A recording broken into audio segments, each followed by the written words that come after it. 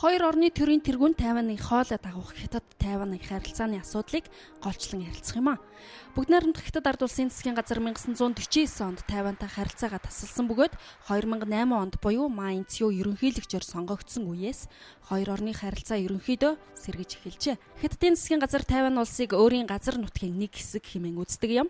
Тайван улс нэгдсэн үндэсний байгууллагад суудалгүй бөгөөд 1971 онд Хятадд энэ байр сууриа алдсан байдаг. Хоёр орны удирдагч Сингапурт уулзахынхаа өмнө хэвлэлийн баг хурал хийхээр төлөвлөсөн байна. Тайван улсын төлөөлөгч Чен Юйшин ярихдаа Ма ерөнхийлөгчийн гол зорилго нь Тайваныг хоолой дагах, хоёр талын энх тайвныг дэмжиж байр сууриа хадгалах явдал хэмээн хэлсэн байна.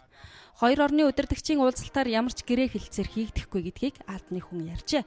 Харин Хятад улсын Синьхуа агентлаг хоёр талыг Тайванын хоолойн дагуух, хоёр хятадын энх тайвныг дэмжих асуудлаар талууд үзэл бодлоо солилцсон хэмээн мэдээлсэн байна.